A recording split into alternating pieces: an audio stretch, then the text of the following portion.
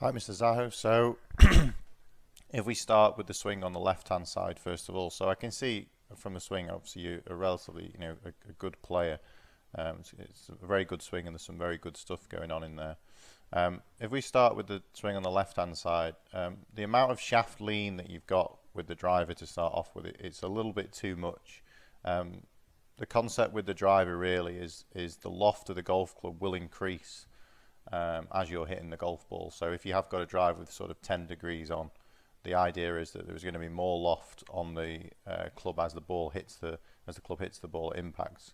So totally different to an iron. So we don't need this level of shaft lean, so we're going to bring it so it's a little bit more at a 90-degree angle.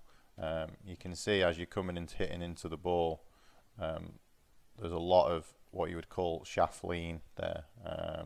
And I'd probably say that you're going to hit down on the ball from that position as well. So rather than changing lots, it's more kind of an optimization lesson. Obviously, I can't see any TrackMan numbers, etc., but there's a lot of shaft lean going into the ball. The hands are just a little bit too forward. We really want to get the feeling that the golf club is almost moving up as it hits the ball rather than down. So a different concept to an iron. But you should be able to change that really just from setup, so removing the shaft, and then again in terms of ball position, I like to see personally a little bit more on the armpit. Okay, so you can effectively move this probably 2 balls forward. It should help you to increase distance. It should help you to increase launch angle as well. And then again from the right hand side, some really good stuff going on as you move up to the top of the swing. For me personally here, I'd just like to see the left arm just a little bit more across your chest, maybe not as far, so we don't need the club to go as far.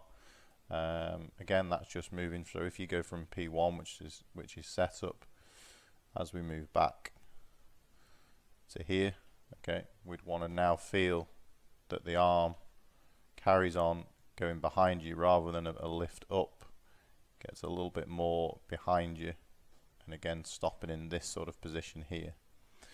What it should help you then is on the way down, you can see the left arm still works out just a little bit too much. The shaft just gets a little bit too steep.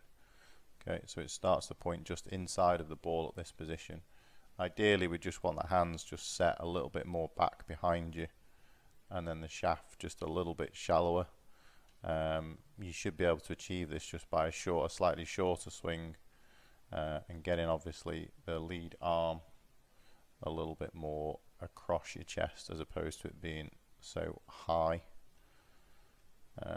But other than those two initial things to start off with, without me seeing more sort of data and stuff and ball flight of where you're actually hitting it, those would be my two initial thoughts. You can see because the shaft gets a little bit steep, what you'll find generally then with a better player is they'll start to move the hands more outwards in an effort to try and keep that shaft shallow.